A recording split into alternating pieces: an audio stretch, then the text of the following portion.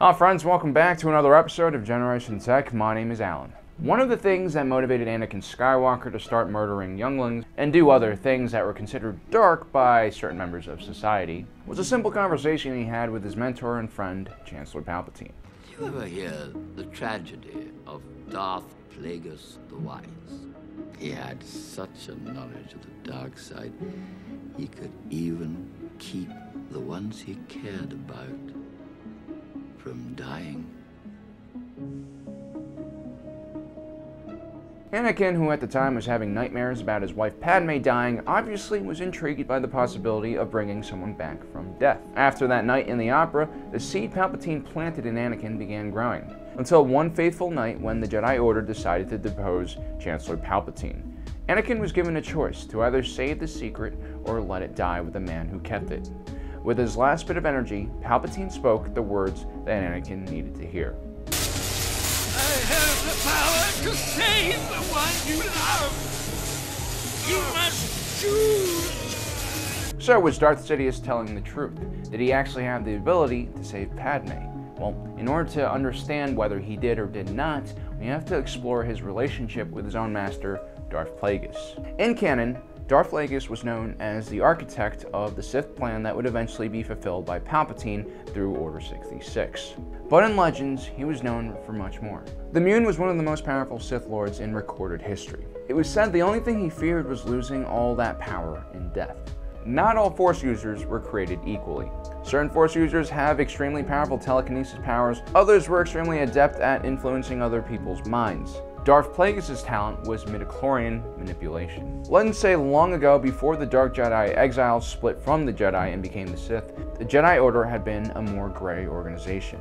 Followers of the ancient Jedi trained in both the dark and light side of the Force. It was a period of enlightenment and discovery, unconstrained by dogmatic restrictions. There was no fear of the other side of the Force. During this time, something known as Force Alchemy was practiced by individuals with certain skills, like midi-chlorian manipulation. Midi-chlorians are microscopic organisms hundreds of times smaller than a cell. They were the conduit through which Force users controlled the Force. A person capable of midi-chlorian manipulation could force the midi-chlorians to do their bidding. Legends say that blood heavily infused with midi-chlorians could help save a gravely wounded individual. It's said that Count Dooku used the blood of a deceased Jedi Master Sifo-Dyas to preserve a severely wounded General Grievous before his transformation into a complete cyborg.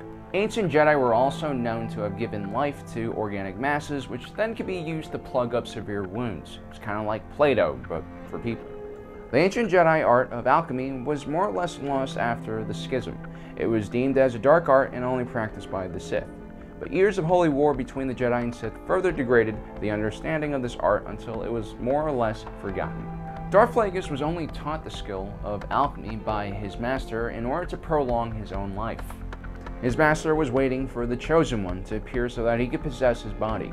When Darth Tenebrous finally died by his apprentice's hand, the young Muun reached and felt his master's life force and midi-chlorians desert him. He was fascinated by the phenomenon and began understanding the connection between midi-chlorians and life. A while later, one of his master's secret apprentices, a Bith by the name of Darth Venomous, attempted to assassinate him. Plagueis managed to subdue him and put him into a drug-induced coma. For the next decade, Darth Plagueis experimented on Darth Venomous in an attempt to figure out how midi-chlorians worked. Eventually, Plagueis came to the conclusion that the Force itself was causing the midi-chlorians to leave the body of the deceased. It was natural law.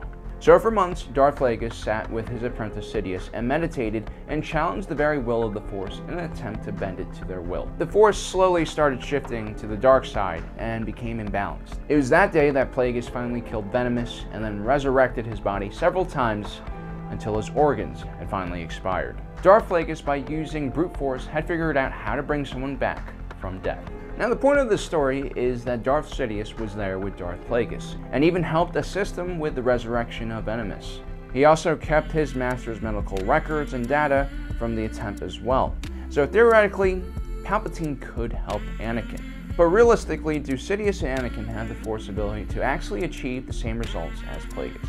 It's unlikely, partly because Darth Plageuis was specialized in midi-chlorian manipulation. Not everyone could do it.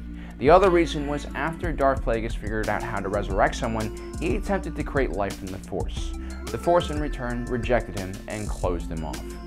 So while Palpatine wasn't technically lying to Anakin, it didn't really mean that he had the same capabilities as his master. But there is one other way that Palpatine could have saved Padme, and that was through a form of time travel.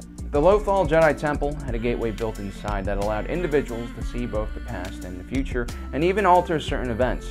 Palpatine could have showed Anakin the future when Padme dies, or potentially allow him to travel into the past to change what happened between the two.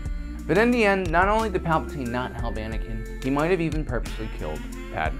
And that's why one should never agree to a verbal contract. Always have your agreement written down, preferably in blood, with a little bit of magic sprinkled on top of it.